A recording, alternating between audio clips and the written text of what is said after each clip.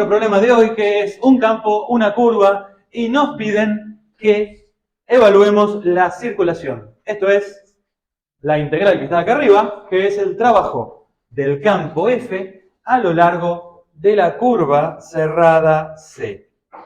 Para poder hacerlo, nos dan como dato en el segundo renglón el campo. Primera componente, x cuadrado era la x menos y. Segunda componente, raíz de y cuadrado más 1. Tercera componente, z cubo. Y la curva es lo que está aquí, definida por el método de intersección de dos superficies. Si vos nunca viste una definición de una curva por el método de intersección de dos superficies en R3, te lo presento. La curva está definida como el conjunto de puntos que cumplen las dos ecuaciones a la vez. Es decir, la intersección de 4 menos x cuadrado menos y cuadrado igual a z. Los que se acuerden recordarán que esto es un paraboloide elíptico de sección circular. Si yo lo trazo con planos a z constante, lo que tengo es circunferencias paralelas al piso, z igual 0. Y además, este paraboloide que tiene las copas para abajo, ¿sí?, que es como la cima de una montaña, y su máximo lo podrán observar que es el valor de z máximo es z igual 4, y ocurre cuando x e y valen ambos 0. ¿Sí? ¿Se imaginan? La parte superior redondeada de un paraboloide. A ese paraboloide yo lo corto con z igual 0. Entonces, lo que tengo es... Lo que tengo entonces aquí es algo así. Esto es el paraboloide. Esto es el valor, el punto de coordenada 0,04 en el eje Z. ¿Ah? Lo corto con el plano del piso y me queda la curva, la voy a dibujar en color blanco.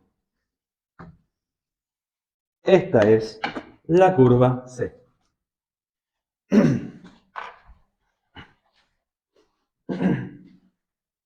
Como ya verán, haciendo las cuentas, es la circunferencia. Reemplazando esto aquí, pueden calcular qué circunferencia es. Pertenece obviamente al plano z igual 0, plano que sí. Es una circunferencia que le pueden calcular el centro, le pueden calcular fácilmente el radio. Pueden, si quieren, parametrizarla con facilidad, ¿no? La parametrización les va a quedar algo así. Algo acá, coma, algo aquí, coma, algo acá. Tres componentes del vector r de t. Como pertenece al plano z igual 0, ya estamos viendo que la última componente tiene que ser 0. Y el resto de las dos, x e y, las clásicas, por ejemplo, podemos parametrizarla, si quieren, 2 coseno de t, 2 seno de t, con t variando entre 0 y 2pi, y tengo mi parametrización. Esta parametrización nos agrega algo que acá arriba no está, que es el sentido de recorrido. A esta parametrización le agrega el sentido de recorrido. Entonces, método 1 para responder este ejercicio. Se puede responder este ejercicio, así como está planteado, utilizando los métodos del capítulo 5. Es decir, si tú quieres calcular esto, vamos a ponerlo acá. Método 1, cálculo directo del trabajo. Entonces, esta integral, vamos a llamarla, la integral la vamos a llamar W. W, que es esto que está acá, te quedará una integral en la variable t. Entre un t inicial, 0, un t final, 2pi. ¿Qué tengo que hacer? El campo lo tengo que evaluar en la parametrización punto el vector R' de t. Este producto punto me queda una función escalar y hago la integral definida. Método 1. Cálculo directo de la integral de trabajo. ¿Por qué? Porque una circulación es exactamente una integral de trabajo. Lo único que me hace acordar esto, la palabra circulación, es que donde empieza, termina. Nada más. Sigue siendo un trabajo. ¿Estamos con el método 1? No vamos a aplicar el método 1, pero este es. ¿Está? ¿Listo? Hoy vamos a centrarnos en que hay otro método. ¿En qué consiste el otro método? Consiste en que hay una manera de relacionar esta integral de trabajo, o sea, de línea de un campo vectorial, con una integral de flujo. Ya sabíamos que había relaciones entre integrales de ese tipo y otras integrales, y las vimos con el teorema de Green. Repasemos teorema de Green. ¿Cómo era el teorema de Green? ¿Me dicen hasta dónde llega el video? Ahí, ok. Teorema de Green. Teorema de Green también me permite relacionar una integral de este tipo con una integral, con otra integral, que es una integral doble, porque el teorema de Green ocurre en R2. Hay hipótesis sobre el campo que tiene dos componentes porque está en R2. ¿Qué tenían que ser las dos componentes? Tenían que tener primeras derivadas parciales continuas en mi región de trabajo abierta D. ¿Está? ¿Se acuerdan? Más o menos. La curva C, ¿cómo tenía que ser? Cerrada, suave o suave a trozos. Simple. ¿Se acuerdan que cerrada es donde termina, comienza? Simple significa que divide al plano en un interior y en un exterior. Por ejemplo, no es un 8. El 8 divide el plano en tres regiones. ¿Sí? Serían como dos interiores y un exterior. Entonces, ejemplo, elipse, el borde de un cuadrado, son todas simples. Y además son cerradas, y además son suaves a trozos. ¿Por qué? Porque el borde de un cuadrado puede partirse en 4 pedazos suaves. ¿Ah? Cada segmento, un segmento es suave. Salvo cuando se encuentra con el otro segmento que tiene una punta. ¿Está? Y recorrida en sentido antihorario. Teorema de Green. ¿Qué más? R es todo lo que está en el interior de C. Con estas tres condiciones, ¿qué me decía el teorema de Green? Me decía que hay una integral doble que es igual sobre la región R, que es igual a la circulación del campo. Ahí lo podemos escribir en forma vectorial o en otra notación. Esta es la misma circulación del campo que esta que está acá. La circulación del campo. Entonces, la primera idea es que voy a hacer algo que está relacionado con este teorema, pero no es el teorema de Green, porque el teorema de Green está en R2 y yo acá no estoy en R2. 1, 2, 3, tres componentes, hay Z, X y Z, tres variables, tengo un campo y una curva en R3. ¿Estamos? Voy a hacer algo parecido a esto. ¿Qué significa? Voy a hacer algo parecido a esto. Voy a calcular una integral de trabajo de un campo mediante otra integral. Para lo cual, para saber si esto está garantizado que vale, deberé también chequear condiciones o hipótesis. Este teorema se puede extender a R3. Y hoy vamos a ver el nombre del nuevo teorema, que es la extensión de este teorema a R3. Si ustedes leyeron el capítulo 5, recordarán que esto es el rotor del campo y lo escriben rotf.k. ¿Lo vieron escrito en el capítulo 5? Rotf.k. Y esto, que está acá, es f.dr. Otra notación, cuando yo reemplazo esta diferencia por la notación rotor de f.k, es lo mismo en R2. Y esta notación por f.dr, digo que el teorema de Green lo escribí con notación vectorial. La extensión del teorema de Green a R3 se denomina teorema de Stokes. Entonces, teorema de Stokes. ¿Cuál es la expectativa, nuestra expectativa como docentes respecto de lo que ustedes queremos que sean capaces de hacer? ¿Sí? ¿Se entiende? Les voy a decir lo que esperamos que sean capaces de hacer. No esperamos que demuestren el teorema de Stokes. No les vamos a tomar un examen que demuestren el teorema de Stokes. ¿Ah? Como tampoco ningún teorema de matemática B. Lo que esperamos es que sepan distinguir cuándo es posible aplicar el teorema de Stokes y cuándo no. Lo mismo que les pedimos respecto del teorema de Green. Esto es teorema de Green. Repito, la expectativa que nosotros los docentes tenemos respecto de ustedes es que se vuelvan capaces de distinguir cuándo se aplica o cuándo no se aplica el teorema de Stokes. Así como vieron ustedes distinguen cuándo un auto es a nafta y un auto es diésel, porque si no lo distinguen y le cargan gasoil a un auto naftero, yo no entiendo nada de mecánica, pero me parece que lo revientan, ¿no? Entonces algo así es lo que queremos que pase. Entonces, primera idea, ¿cómo hago yo para distinguir si este teorema de Stokes aplica o no? Y porque también tiene hipótesis como el de Green. Y son parecidas, en algún sentido. El campo ahora es un campo de componentes M, N, Q, porque estamos en R3. Y también le vamos a pedir que sus componentes tengan primeras,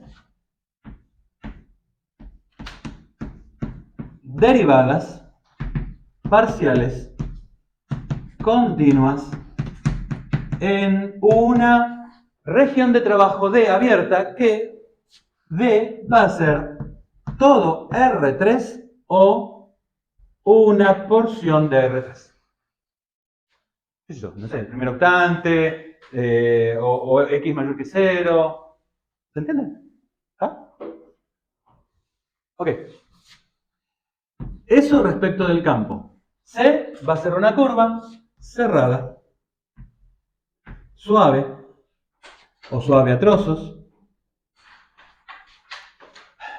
simple.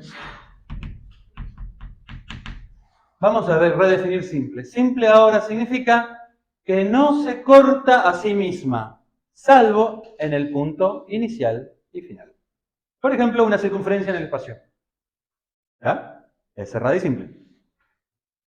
No es que divide el espacio en dos regiones, no, porque estamos en el espacio, ya no estamos más en R3.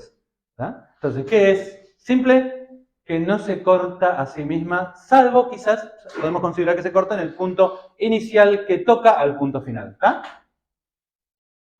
¿Vieron las gomas elásticas? Esas, o las gomas de cabello de mujer, esas colitas que se usan para atar el pelo, bueno, algo así, un lazo cerrado en el espacio.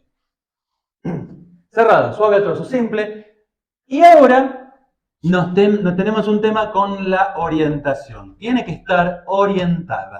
Ahora te voy a contar cómo es esto de estar orientada. Pero antes déjame decirte que hay una superficie, llamémosla S, superficie cuyo borde es C. ¿Ah? En el espacio tengo una superficie y su borde es C. Ejemplo, un plano en el espacio que le recorto un cuadrado. Entonces tengo el borde, que es el borde del cuadrado, eso es C, y el cuadrado que tiene área es la superficie cuyo borde es el borde del cuadrado. ¿Está? ¿Entiendes?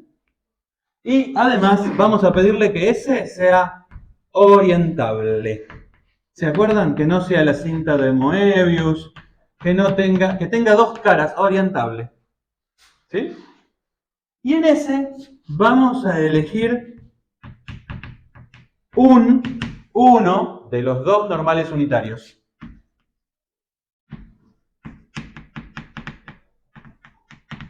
¿Ah? No, yo lo pongo como unitario porque si ya pongo unitario sé que son dos. ¿Sí? En cada punto hay dos, uno por cada cara de la superficie. Sabemos que como es orientable, las dos caras no se mezclan. Tiene dos caras. Y entonces elijo un normal. Cuando elijo un normal, pongámosle, vamos a suponer que esta que tengo acá es la superficie. ¿Se ve? ¿La ven?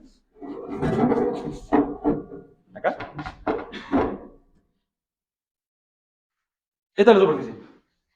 La superficie es la placa que estoy tocando con mi palma de mi mano. ¿La ven? ¿La escuchan? Y su borde es el borde de metal que estoy tocando con la punta de mi dedo. ¿Lo ven?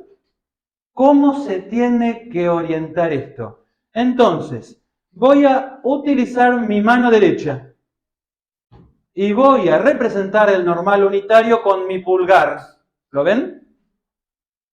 Voy a colocar mi pulgar en alguna de las dos posiciones posibles. O está así, o el pulgar está así. Hay dos normales unitarios, solo dos, ¿está? Elijo este.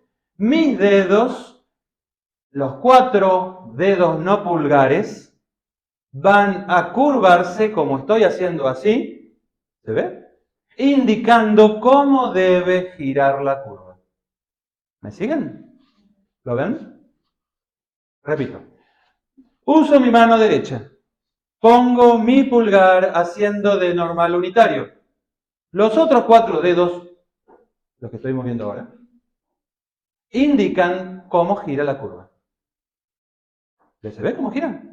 Gira así. En el espacio no vamos a utilizar la orientación de Green. Después veremos por qué no. En el espacio necesitamos utilizar la regla de la mano derecha. La regla de la mano derecha es la que siguen todos los tornillos, casi todos, menos algunos de gas, me dijeron que utilizan roscas a izquierdas. Salvo esos tornillos raros, por ejemplo el de gas, todos los tornillos que van a poder comprar en la República Argentina son roscas a derechas. ¿Qué significa? Significa que si ustedes giran el destornillador como lo estoy girando, el tornillo avanza en la dirección del pulgar. ¿Sí? ¿Se entiende esto? Bueno, esto se llama la regla de la mano derecha. Y la orientación de la curva debe seguir esta regla que acabo de decir.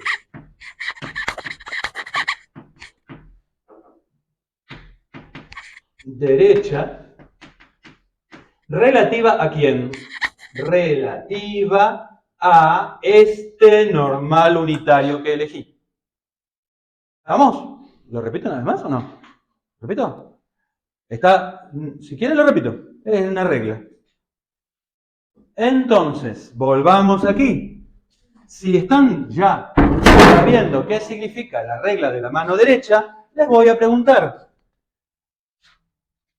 Dada la superficie del paraboloide y dado cómo gira esta curva, ¿sí?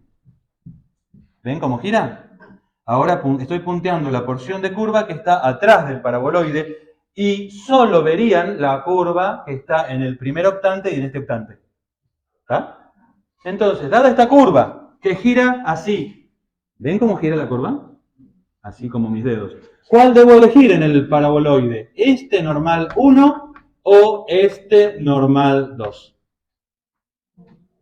El 1. Con esta orientación elijo el 1. ¿Está? El otro no.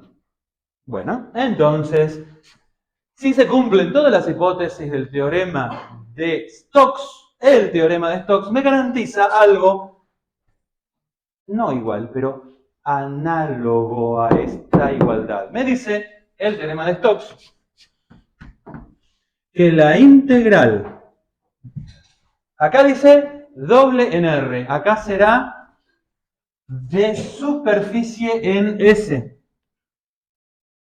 ¿De quién? Acá dice rotor de F.K. Acá va a ser el rotor de F.N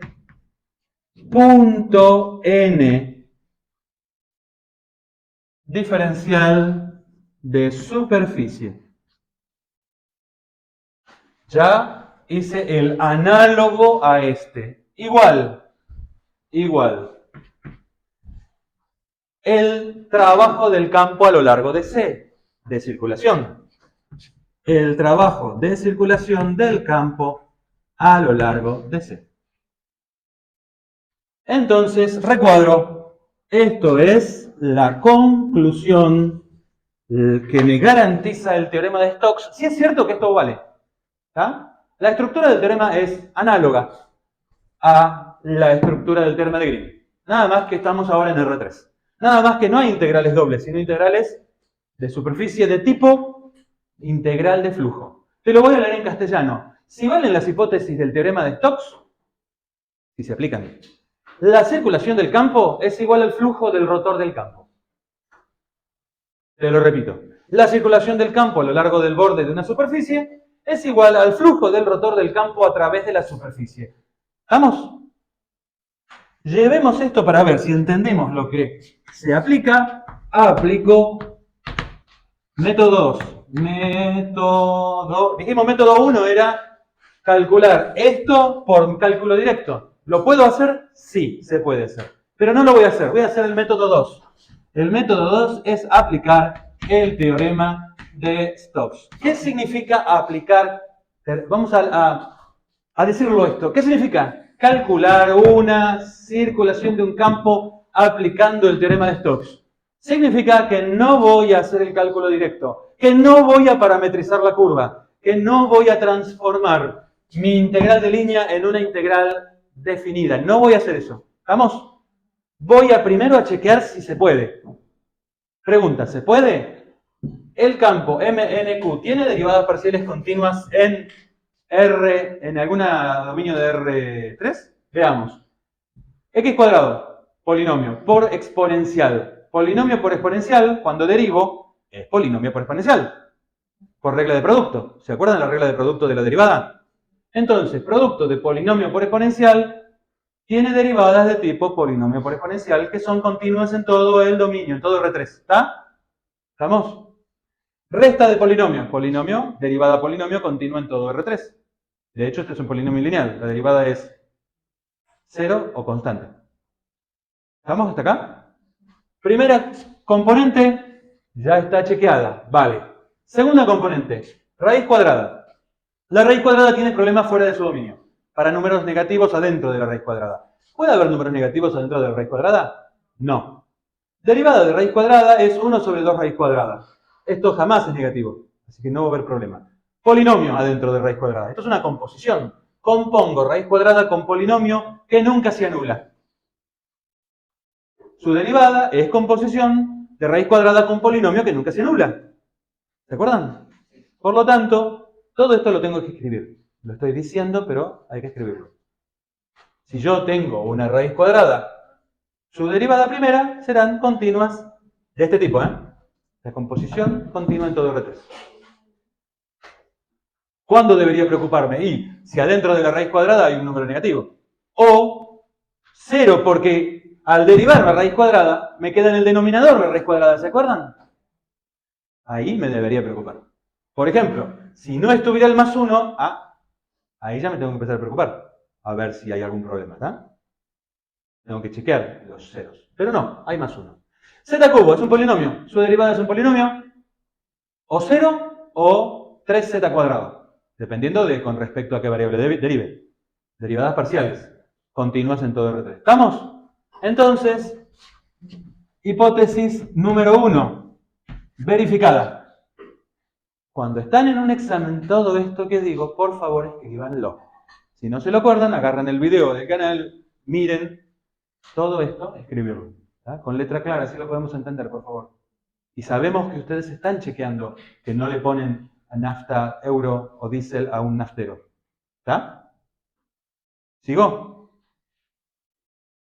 Siguiente hipótesis. C. Cerrada, suave, trozo, simple, orientada, de acuerdo con la regla de la mano derecha con respecto al normal de la superficie. Empecemos. Cerrada. Sí, es una circunferencia. Cerrada, simple, suave a trozos. Esa parte está. Nos queda el tema de la orientación. ¿Sí? El ejercicio no me dice la orientación. ¿Por qué? Porque el ejercicio llegaba hasta acá. Entonces, si estás en un ejercicio cuyo enunciado no te da la orientación, la vas a elegir vos. Pero ojo, tenés que elegirla. Y tenés que elegir la orientación de la curva y el normal de la superficie de acuerdo con la regla de la mano derecha. Vas a tener que escribirlo. ¿Estamos? No es lo mismo un flujo para un lado que un flujo para el otro. Cuando vos cambiás un normal por otro, cambia de signo el flujo. O sea que el flujo depende de cuál de los dos normales elijas. ¿Está? Bien. Entonces, superficie S. Pero no me dio la superficie. tampoco me dio la superficie, la tengo que elegir para que satisfaga las condiciones de Stokes. Y me dice que S tiene que ser una superficie cuyo borde es C. O sea que tengo que elegir algo cuyo borde es C. Bueno, por lo menos tengo dos opciones rápidamente. ¿Cuáles son las dos opciones que se ven aquí para elegir para S? ¿Quién es S el que puedo elegir? Bueno, hay infinitas, pero hay dos que se ven.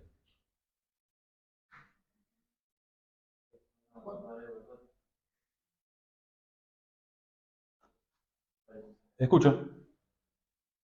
¿Qué superficies ven cuyo borde sea C? ¿El paraboloide o el plano? El paraboloide que está acá. Ese se ve. Y porque, claro, porque es una intersección. Está claro que C es un borde de la porción de paraboloide dibujada. El paraboloide continúa, pero la otra parte no me interesa. ¿Está? Entonces, tengo una opción. Es la porción de paraboloide que dibujé. ¿Está? O también la porción de plano. ¿Cuál elegirían ustedes? Plano, ¿no? Es más fácil. Sí, muy bien, estoy de acuerdo con ustedes. Entonces, H2 eran las 1, 2, 3, una cerrada, suave a trozos, otra, simple, sí. Faltaba la orientación. Y la hipótesis 3, entonces ustedes dicen, elijo Z igual 0, porción de plano, no todo el plano.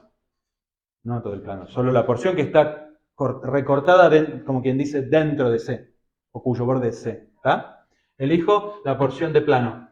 La voy a graficar acá. Ya que estamos, vamos a ponerlo en perspectiva. Ahí. Ahí elijo esta porción de plano. Esto es C. ¿Estamos?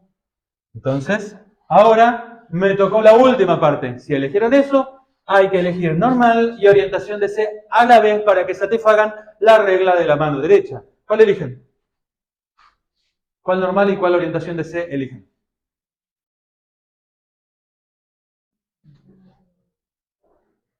Plano. Plano Z igual 0. ¿Cuáles son los dos normales unitarios?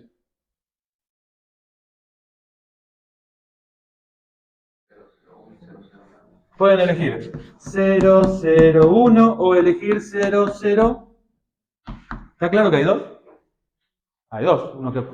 ¿Está? Ok. ¿Cuál es la orientación? ¿Cuál eligen?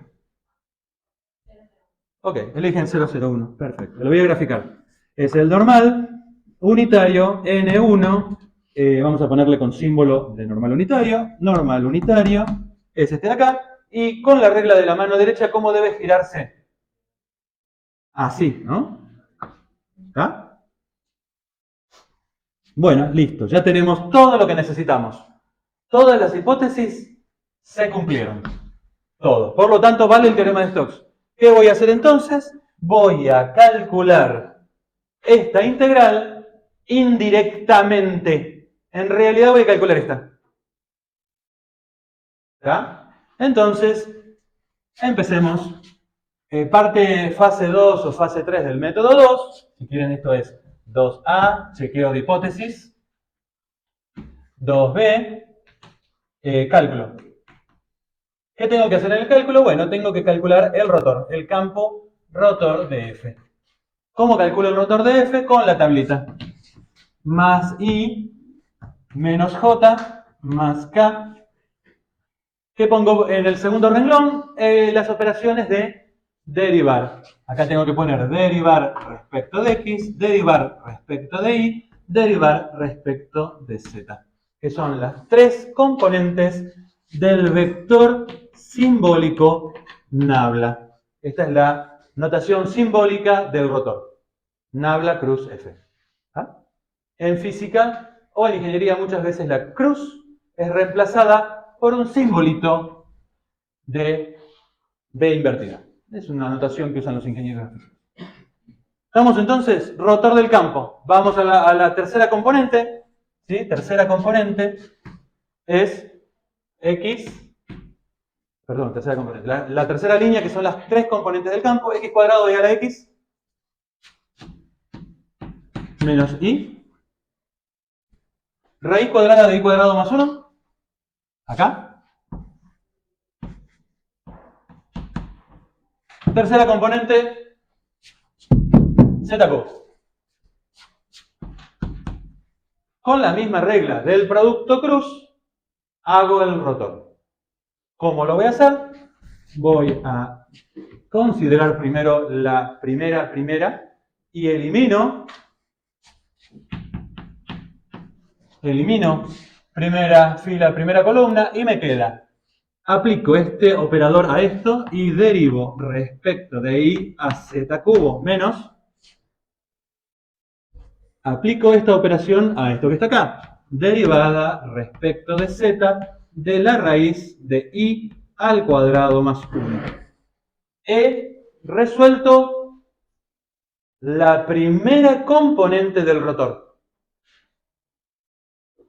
¿Estamos ahí? ¿Sigo? Segunda, vamos acá. Menos j. Segunda. Entonces elimino primera fila, segunda columna. Y me dice que tengo que aplicar esta operación, derivar respecto de x a z cubo.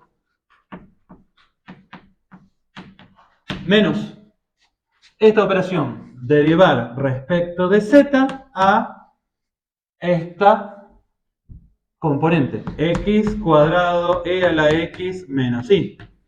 Ya está, resolví el j. ¿Vamos por el tercer componente? ¿Seguimos? K. Aplico. Derivar respecto de x de la raíz. Menos. Derivar respecto de y esta cuestión que está acá. X cuadrado e a la x menos i. ¿Estamos? En este caso, muchas de las derivadas se anulan, por lo cual este cálculo del rotor me queda simplificado. Z cubo respecto de i, 0. Función de i derivado respecto de z, 0, primera componente. Seguimos. Menos j, derivada de z cubo respecto de x, derivada de x cuadrado e a la x menos i respecto de z. Tercera componente, derivada de una función de y respecto de x, menos derivada de x cuadrado e a la x con respecto a y, esta parte, 0, pero esta parte me queda menos i. Menos i, derivado respecto de y, menos 1. Con este menos, y me quedó el rotor me quedó 0,01. A veces, por esta propiedad, el rotor queda mucho más sencillo que el campo original. Por eso, a veces, esta integral me queda mucho más sencilla que esta. Porque esta integral trabaja con el campo original. Y esta integral trabaja con derivadas del campo original. ¿Está? ¿Estamos? Bueno. Entonces, esto es el rotor del campo. Primera parte. Segunda parte, tengo que aplicar todo mi conocimiento para evaluar una integral de flujo de este campo. ¿Qué debería hacer ahora? Debería evaluar el rotor de f en la parametrización. No tengo parametrización. ¿De quién? ¿Cuál parametrización? ¿Qué estoy haciendo? Estoy haciendo esta integral. ¿Qué debería haber parametrizado? S. ¿Quién es S? La porción de z igual 0, cuyo borde es... Esta es S. La porción de z igual 0, cuyo borde es la circunferencia. Es un disco plano, que está apoyado en el plano XY. ¿Se ve? Esta parametrización tengo que parametrizarla como superficie. Puedo parametrizarla como quiero. Por ejemplo, podría parametrizarla como R de V como polares, ¿no? Por ejemplo, U coseno de B, U seno de B, y si está en el piso, la tercera componente tiene que cumplir que Z vale 0, o sea, es 0. ¿Ah? Y si esto es polares, B es el θ de polares, B varía entre 0 y 2pi. Y si U es el R de polares, para un disco cuyo radio es conocido, ¿cuál es el radio de este disco? O sea, el U varía entre 0 y 2. Y ahora debería evaluar este vector en esta parametrización. Pero no hace falta. ¿Por qué no hace falta? Porque me dio un vector constante. El rotor me quedó súper simple. ¿Sí? Después vamos a hacer mesa por mesa un ejercicio donde el rotor no me quede tan sencillo. En este caso no hay que evaluar nada porque es constante. Y una constante evaluada en un punto, una función constante en cualquier lado vale la constante. ¿Me siguen? ¿Se entiende lo que pasó? O sea que ya está evaluado, por decir. Y entonces voy a calcular la integral de flujo a través de S del rotor del campo punto N diferencial de S. Este vector, ¿quién es? Lo calculé acá. 0,01. Producto punto N. ¿Cómo debería yo hacer esta integral? Y lo que yo debería hacer es, ¿se acuerdan cómo era? Pasarla a una integral doble. ¿Se acuerdan cómo era? Tenía que hacer ¿qué cosa? ¿Qué tenía que hacer? Tenía que hacer algo así.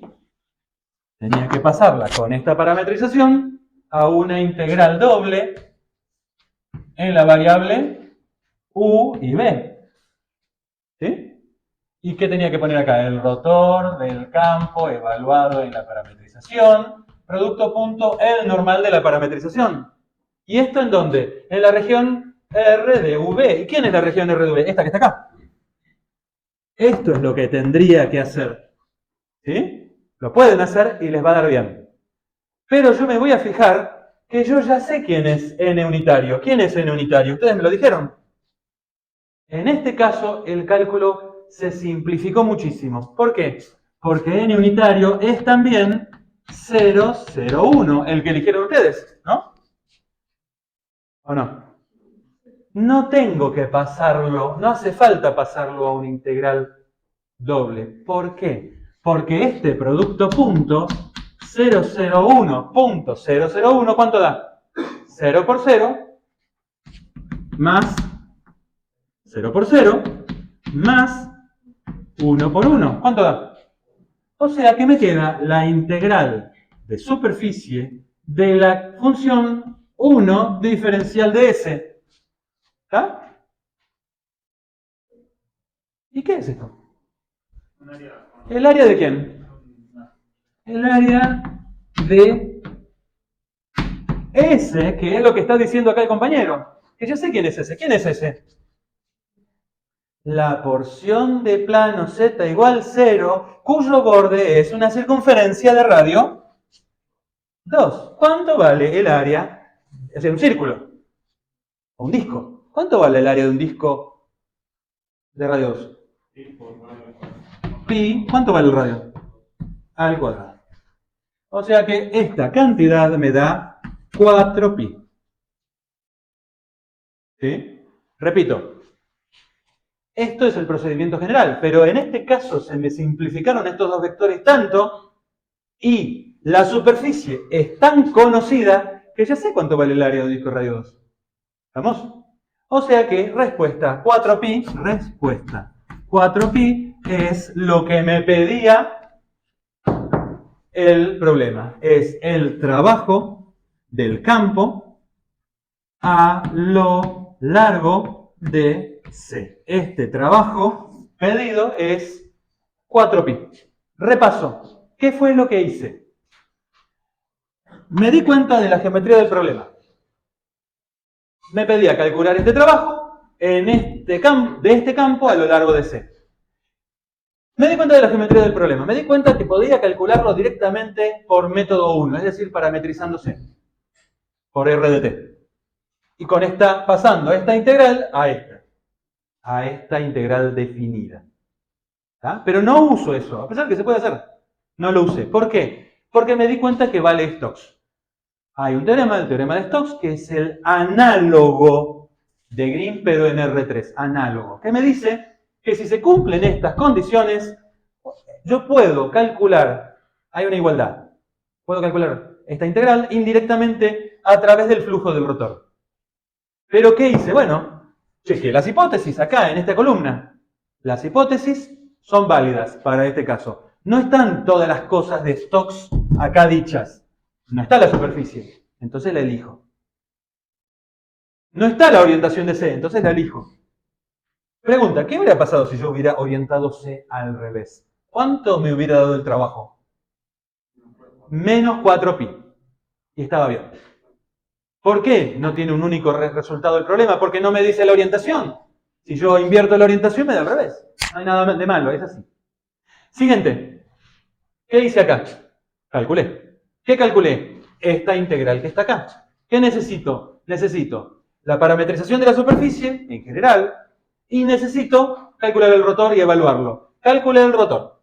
Me quedó muy sencillo. Lo tengo que evaluar en la parametrización, pero es tan sencillo que es constante. Por lo tanto, me queda la misma constante al evaluar. Lo pongo acá. ¿Y el normal cuál era? Y como también la superficie es muy sencilla, ustedes se dieron cuenta que había dos normales unitarios y eligieron uno consistente con esta orientación por regla de la mano derecha de la curva C. ¿Ah? Eligieron 0,01. Pero claro, cuando yo reemplazo esto acá, me doy cuenta que me queda una integral de superficie tan sencilla que es el área de una superficie, una porción de plano que es muy sencilla, ya sabemos el área, es 4pi. Por lo tanto, aquí se terminó el ejercicio.